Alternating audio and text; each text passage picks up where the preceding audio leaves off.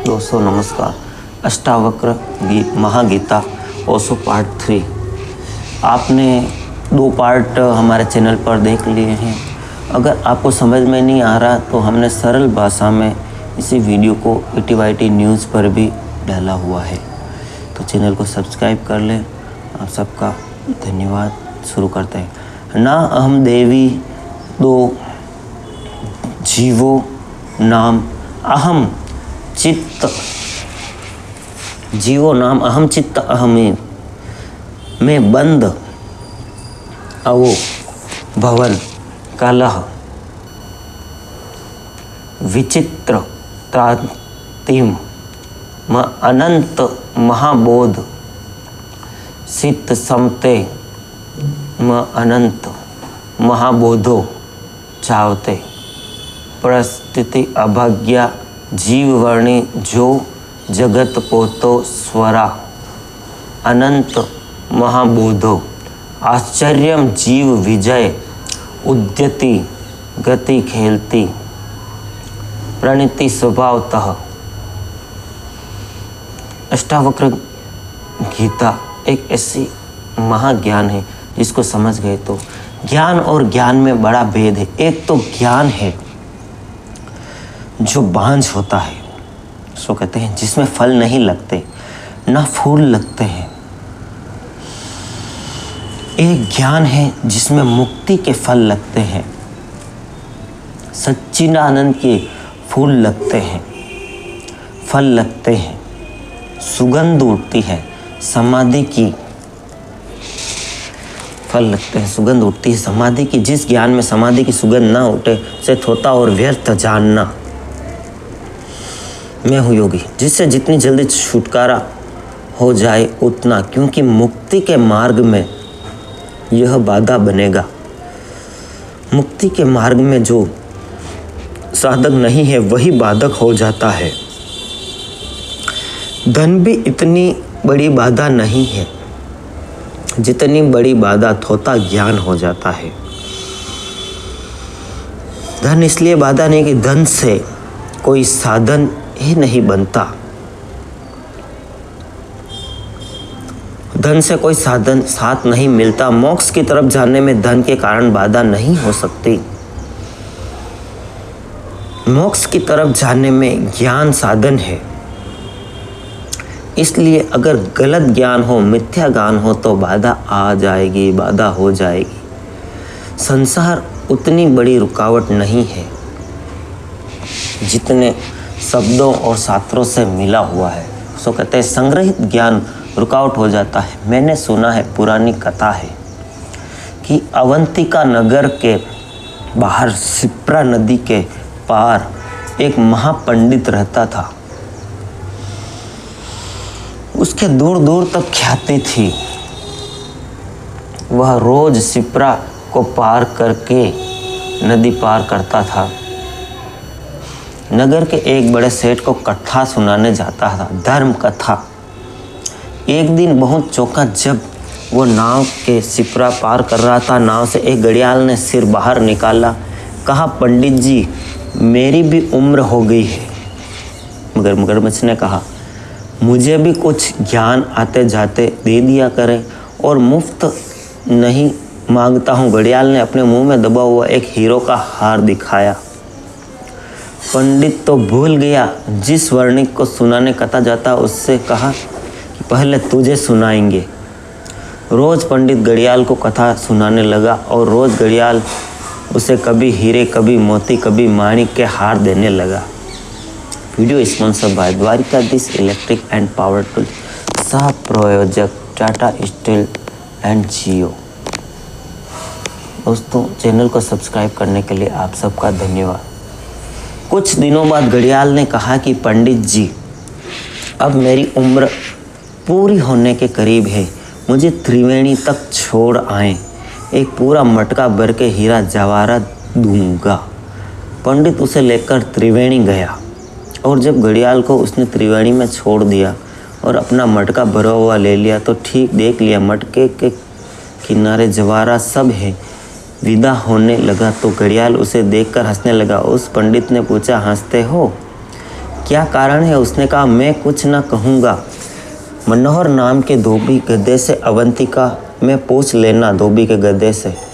तो वह बहुत दुखी हुआ। किसी और ने पूछे यही दुख का कारण। फिर तो मनोहर धोबी के गधे से पूछा, मगर घड़ियाल ने कहा, बुरा न मानना, गधा मेरा पुराना सत्संगी है। मनोहर कपड़े धोता रहता है, गधा नदी के किनारे खड़ा रहता है, बड़ा ज्ञानी है। सच पूछो तो उससे मुझ ज्ञान की किरण जगी उसी से।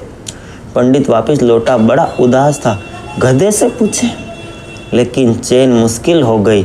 रात नींद न आई। घड़ियाल हंसा तो क्यों हंसा? मगरमच्छ क्यों हंसा? गधे को क्या राज मालूम है? फिर संभला ना सका। अपने एक सीमा थी, संभला न सका। फिर एक दिन सुबह पहुंच गया। गधे से पूछा, महाराज मुझे भी समझाए, मामला क्या है? घड़ियाल हंसा तो क्यों हंसा? गधे भी हंसने लगे और उसने कहा, सुनो, पिछले जन्म में मैं एक सम्राट का वजीर था। सम्राट ने कहा, इंतजाम करो, मेरी उम्र हो गई है, त्रिवेणी चलेंगे, संगम पर ही रहेंगे। फिर त्रिवेणी का वातावरण ऐसा भाया सम्राट तो उसने कहा, हम वापस ना लौटेंगे, और मुझे कहा कि तुम्हें रहना हो तो मेरे पास रह जाओ, अगर वापस लौटना हो तो यह करोड़ मुद्रा स्वर्ण की ले लो, वापस चले जाओ। मैंने करोड़ मुद्रा स्वर्ण की ले ली और अवंतिका वापस आ गया। उसने मैं गधा हुआ, उसने घड़ियाल हंसा। कहानी प्रीतिकर बहुत है, बहुत प्रीतिकर, जिनका ज्ञान उन्हीं को मुक्त नहीं कर पाता। बहुत है जिनके ज्ञान से उनके जीवन में कोई सुगंध नहीं आती। जानते हैं, जानते हुए भी जानने का कोई परिणाम नहीं है। शास्त्र से परिचित है, शब्दों के मालिक है, तर्क का श्रृंगार है, फिर भी मोह माया में बंधे हुए हैं। उन्हें हीरे चाहिए, मोती चाहिए, विवाद में उन्हें हरा न सकेंगे। लेकिन जीवन में जो हारते चले जाते, उनका खुद का जाना हुआ, उनसे जीवन में किसी काम नहीं आता। जो ज्ञान मुक्ति ना दे वह ज्ञान नहीं। ज्ञान की परिभाषा यही है जो मुक्त करे। जीसस ने कहा है, सत्य उन्हें मुक्त करेगा, और अगर मुक्त ना करे तो जानना है कि सत्य नहीं है। सिद्धांत एक बात है, सत्य दूसरी बात। सिद्धांत उदार है, सस्ते में ले लिया गया है, चोर बाजार से खरीद लिया गया है।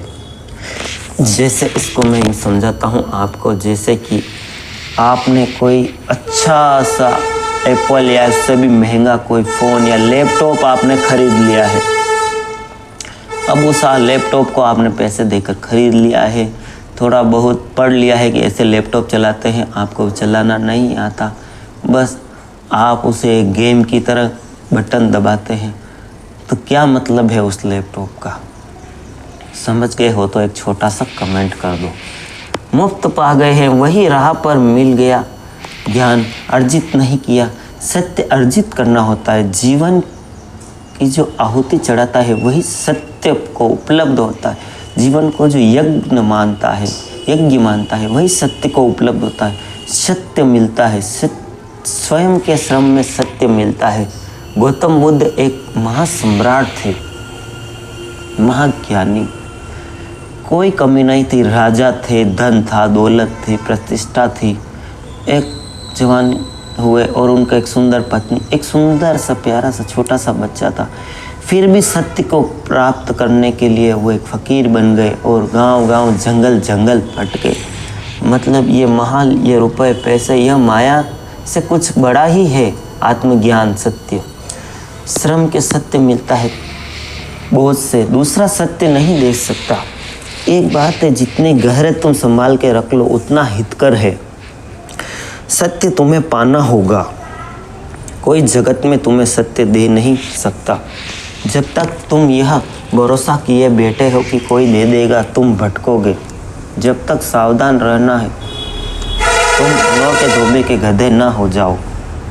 जब तक तुम त्रिवेणी में आ चुक जाओगे, संगम पर पहुंच जाओगे, समाधि ना बनेगी।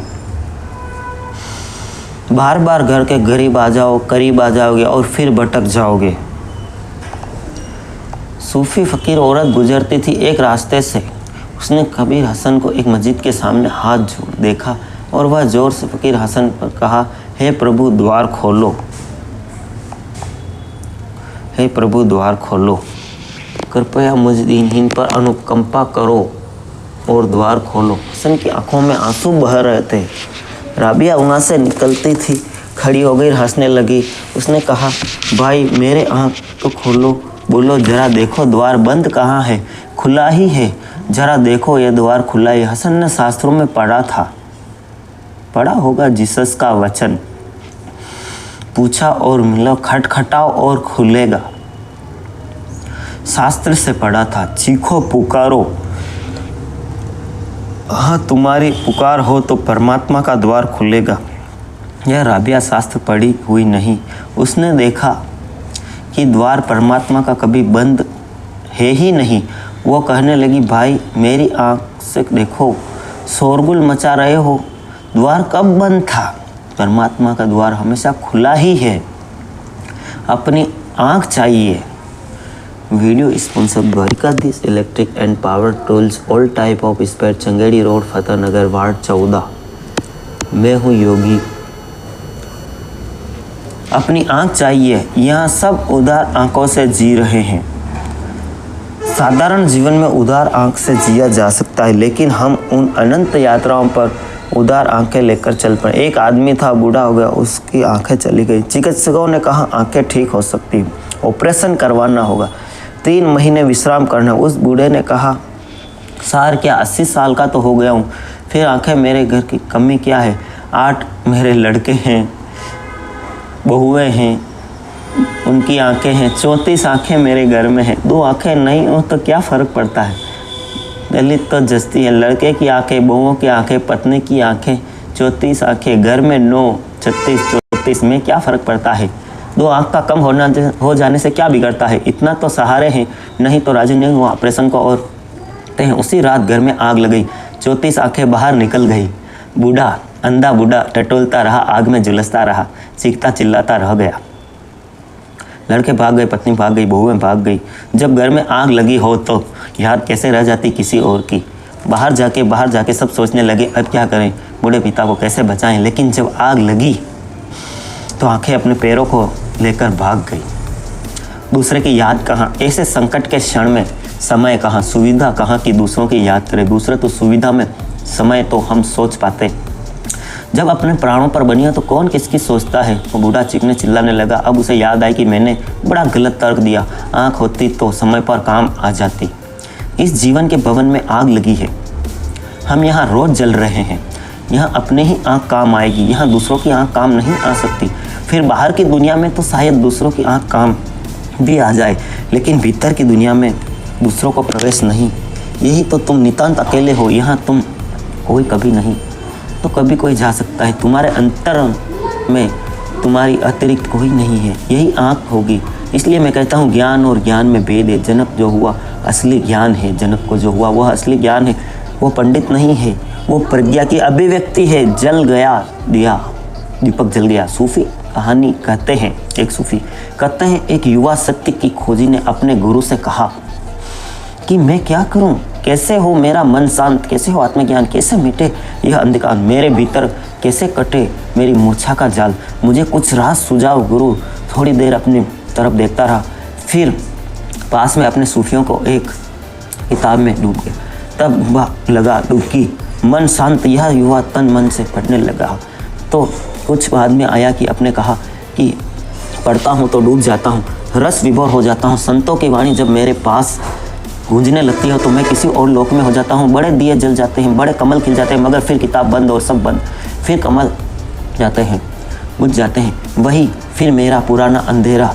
बार बार ऐसा होता है, फिर सब खो जाता है, संपदा बनी मालूम होती है।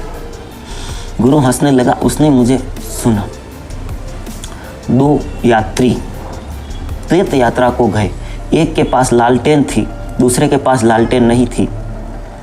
दोनों साथ रास्ता चलते थे। जिसके हाथ में लालटेन थी उसका प्रकाश दूसरे से भी कम आता था। राह दोनों के लिए प्रकाशित हो रही थी। लेकिन में घड़ी आ गई जब लालटेन वाले यात्री को अपना मार्ग चुनना पड़ा। तो लालटेन वाले यात्री ने अपने मार्ग पर चला गया। निश्चित अभय हाथ में अपना प्रकाश था, लेकिन जो यात्री जब तक प्रकाश में चला वो अचानक अंधेरे में खड़ा रह गया, भयातुत कपता हुआ।